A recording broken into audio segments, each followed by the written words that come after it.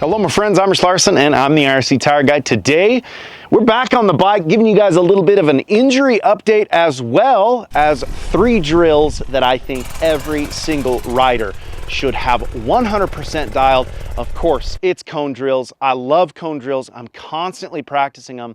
And since I'm injured and I'm kind of on my way rebuilding myself, this is a great way for me to safely practice and really just hone in that clutch control, body position, balance, movement, understanding my weight distribution versus the bike's weight distribution.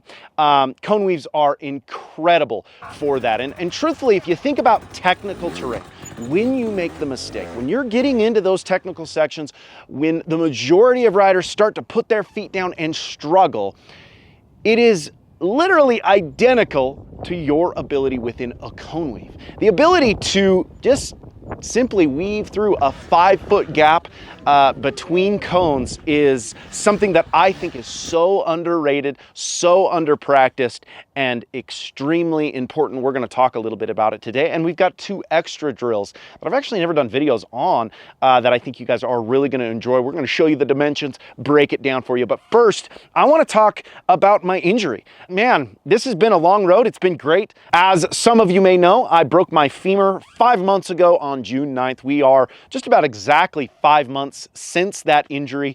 I've been coming along great, working hard to get my strength back and get back onto the motorcycle. A lot of you have been asking questions. I see questions all the time. It's like, hey, where are you at on the bike? Are you, are you healed? What's going on? And I've actually been riding quite a bit. I started riding honestly 2 months after I broke my femur. Not full on riding, but I started doing clinics again. I had some help from some great friends. First, Nick Clare, Splat Moto. If you guys follow Splat Moto, check him out. He's an awesome dude, great rider. He was going to help me with a clinic I had in Maryland. Right before that clinic, he broke his leg as well. So everybody hit up Nick, and he's actually healing great as well. I've seen him putting around a little on the bike. But his brother, Sam, filled in for Nick at my Maryland clinic. It went great. And I rode a little bit there. That was a nice little test to feel kind of where I was at. And I was pretty psyched. I could still do quite a bit of the techniques that I usually teach. So that was exciting. From there, I started to ride a little bit more. And I had a buddy of mine, Jack Williford. He is a student. I've been teaching him since he was 11. He's 17 now, and he came out and helped me with a few other clinics. Since then, I've done about 5 clinics. People have been coming out, enjoying. I've absolutely enjoyed, probably more than ever, teaching. I've always enjoyed teaching, but coming back and doing the clinics has been extra special since the leg has been broken, and it's just been an experience that, I've said it before in the previous injury updates, and I'll say it again. It's been an experience that I needed, and honestly, I've enjoyed the entirety of it. I'm still working hard to get better. As you guys see, I'm not limping too bad. I'm back into feeling pretty solid on the bike. I would say my left leg doesn't have the quick twitch movements. So when I really need to get that kind of pop off the left leg, it's a little bit slow. Sometimes I collapse on the bike, especially if I'm side hilling or something, putting all the pressure onto that peg, maybe switching on a switchback. Those things, they can be a bit of a struggle for me. Just to press through that peg and stay above the bike has been tough. It's amazing how much you use your legs on a motorcycle. That being said, these drills have been great for me to kind of, it's kind of an extra piece of PT. You're using these really quick twitch muscles when you're doing balance and control. And these drills, especially this final drill that I'm gonna show you guys, is extremely challenging.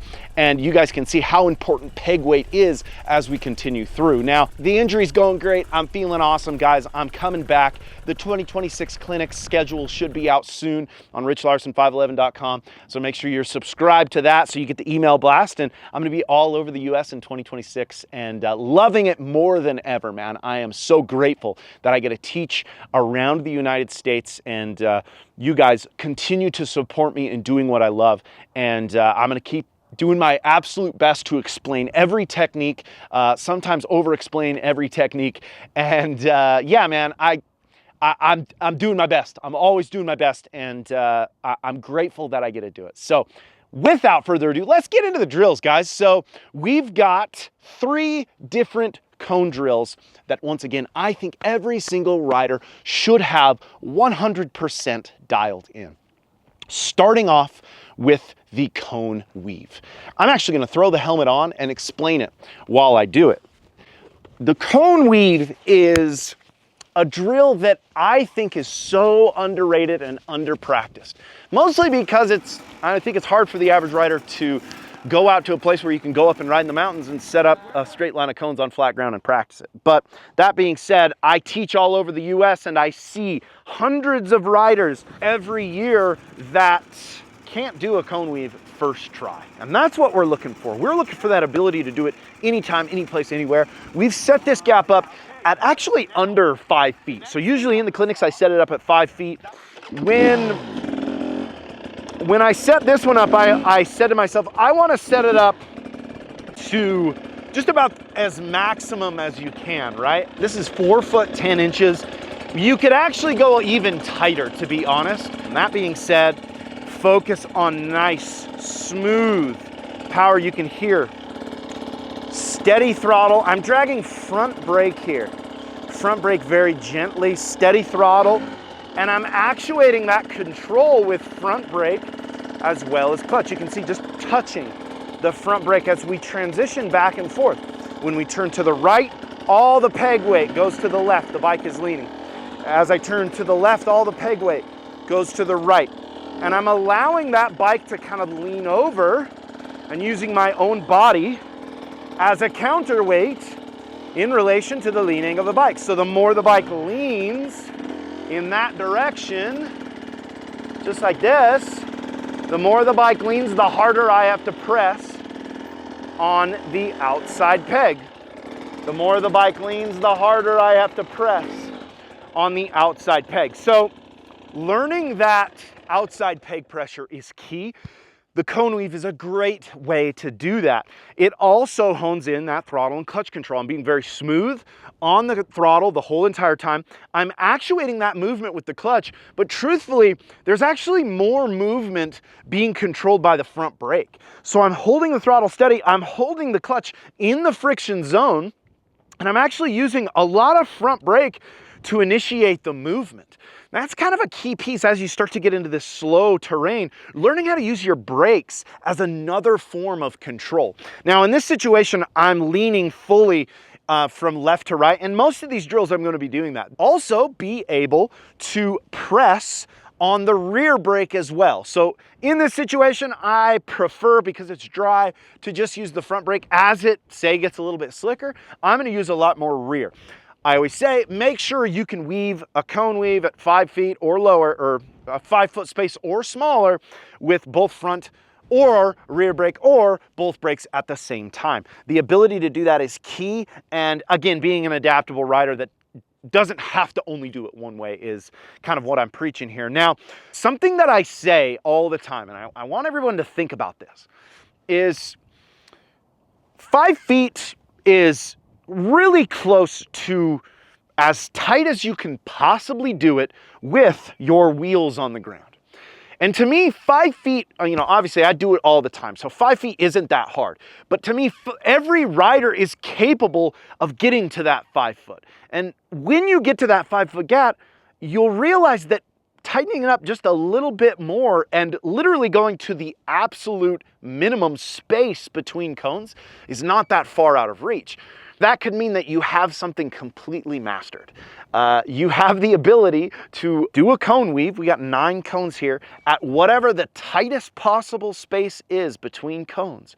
And to me, that's something that every rider should strive for.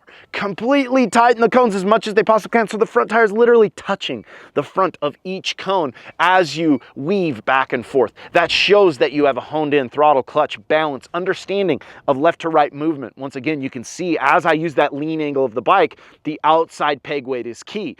A couple little tips here during the cone weave. If you feel like you go to put all the weight to the outside, when your front tires turn to, say, the left, you put all the weight to the right peg and it stands back up. That means if it stands back up to the right, that means that you aren't leaning the bike enough for the amount of weight that you are putting on that peg. So the more the bike leans, the more weight you have to put on the peg. In that same understanding, we can say the more weight you put on the peg, the more you have to lean the bike in the opposite direction to counter the amount of weight that you are putting on the peg. You and your machine are two separate objects that need to work together to maintain control and balance. And the best riders in the world have the highest ability to adjust their balance from left to right quickly. That is such a key piece to technical riding, and the cone weave is a great place to start. Once again, that's 4 foot 10 inches, smooth power delivery, smooth balance, smooth control, looking for consistency every single time. Let me show you this new one, guys. So this is essentially a figure 8. Super simple drill here. We have essentially 3 gates. These gates are for your front tire only. The space from the first gate to the second gate is a 10-foot gap.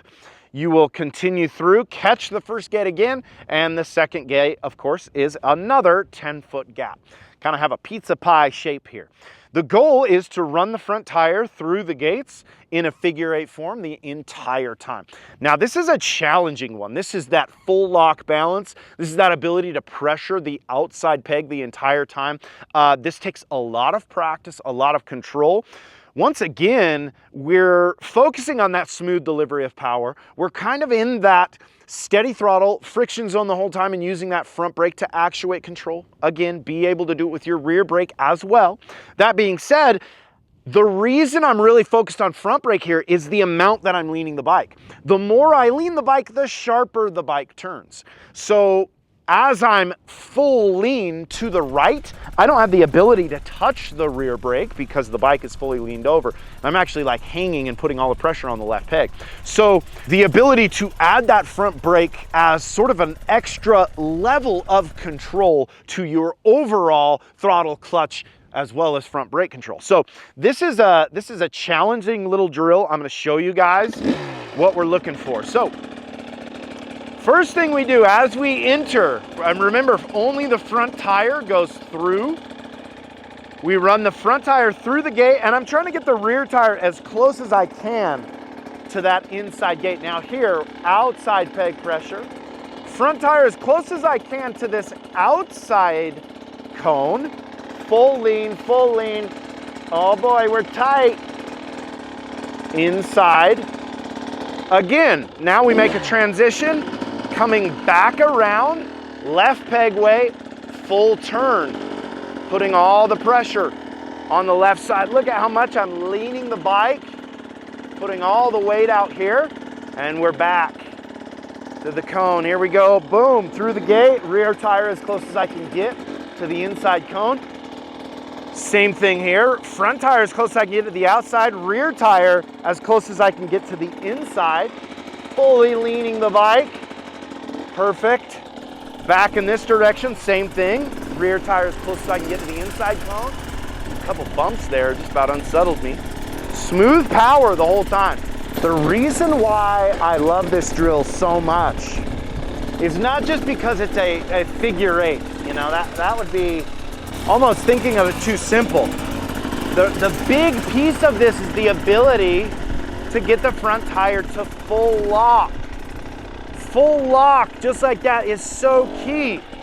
Not just for your understanding of balance, but it also hones in your throttle and clutch control.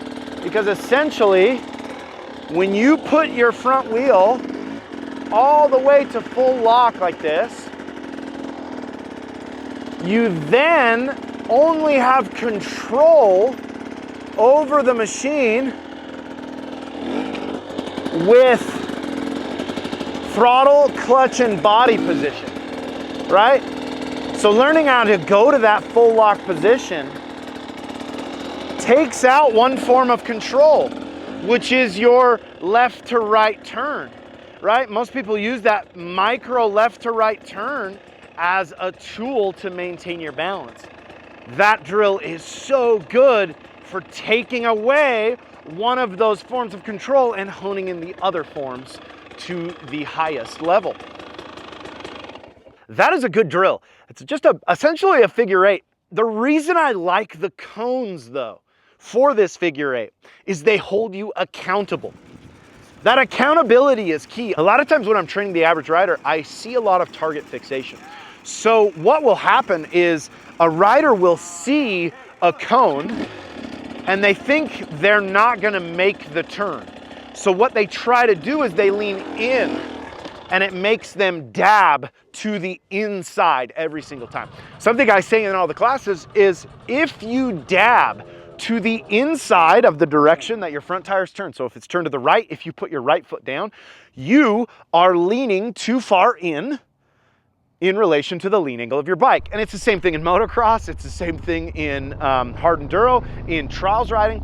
Every single time you dab to the inside, it means you are in a shoulder, inside shoulder leaning in down position. That inside shoulder drop transcends the discipline of riding that you are doing. If you're dropping your inside shoulder in motocross, most likely you're dabbing to the inside in those rutted corners. Same thing in trials, hard enduro, etc. So learning how to really focus on that outside peg weight, leaning the bike away. Once again, you and your machine are two separate objects, and learning how to counterweight your motorcycle is a key piece. That being said, the more you can lean the bike, the sharper you're going to be able to turn. That setup there between the middle gate and the two gates on the outside, that's 10-foot space. So it's literally as far as you can turn the bar for the most part. Depending on the bike, of course, some bikes are going to turn a little bit better than other bikes. Some bikes have more turning radius, so keep that in mind. Test your own bike, your own machine, buy your cones, get after it. Now, we've got to talk about this final drill. This is a gnarly one. This is sort of a hybrid cone weave. Essentially what we're shooting for here is the front tire should run on the outside of each set of 4 cones. The rear tire should run on the inside of each set of 4 cones. So we're kind of doing a big, wide staggered cone weave. This is maximized. This is, I'm really, leaning the bike fully, yanking the bike over as far as I can, pressing on the outside peg, throttle, clutch control is so key here. The spacing here is, once again, a 5-foot gap as far as distance goes between each cone. They are staggered a foot apart. So 5-foot space here, 5-foot space staggered. So you almost have a 1-foot gap right down the middle of these cones. We'll put in the drone footage here so you guys really see what we're talking about. Let's demonstrate. Once again, this is probably the hardest one, I think, of all the cone drills. You can make any one of these really, really hard. That being said, I think this one's about as hard as it gets. I'm gonna start as far over here as I can, setting myself up, and look, I'm trying to get my front tire, boom, as close to that cone as possible. Cutting back. I'm almost trying to catch the back side of the cone each time. Look, we're really close here, so I'm really gonna have to lean it. Full turn, quick transitions back and forth between those 2 cones. That is really, really something. The quick transition from left to right is so important during this drill. Being able to make that quick transition from left to right will allow the rear tire to clear behind you. This also gives you a good understanding of the sort of spatial awareness of your bike, right? I see a lot of riders that don't think in terms of where their rear tire is, and that can be pretty detrimental in technical terrain. Once again, full tip here. Look how close my rear is to that cone. Really, really close. My front's really close here too. Boom, quick transitions back and forth. Nice. That's a fun one, man. I really like that one. It's challenging, and you really have to focus on where your rear tire is in relation to your front. Something I say all the time is your rear tire always tracks below your front tire. So this is a key understanding, not only for a cone weave or a hybrid cone weave like this, it's a key understanding for side hill situations. If you're running your front in the trail of a soft side hill, the rear tire will always track below and drop down. And I'm sure many of you have experienced that. So learning how to compensate for that with your front tire is key. Thinking in terms of where my rear tire is such a key piece for riding technical terrain, not only on side hills, but in riverbed sections. I want to know, where am I going to put myself at the highest advantage to conquer whatever obstacle is in front of me? Looking for those advantages is key, and most of those advantages come from that rear tire. That's where traction comes from, and learning how to place that rear tire in the correct spot is so important. This opens that door in your mind to kind of think about where the rear tire is. If you keep knocking over the cone behind you, that means we need to make some adjustments, right? That is a challenging drill, super hard, super fun. I love this stuff, man. I can sit and play out here all day, and honestly, it's great PT for the left leg. You guys can see as I make those transitions from right to left, I have to press through that peg, keeping the weight on the outside in relation to the lean angle of the bike. So I feel like I'm flowing more and more every day on the motorcycle. I'm doing bigger and bigger obstacles. We're working our way back, man. And again, I'm very grateful for this entire experience, and I'm so grateful for the following and the people who have reached out, man. It has been unreal. The countless number of people who just had really nice things to say. It's unreal, the support.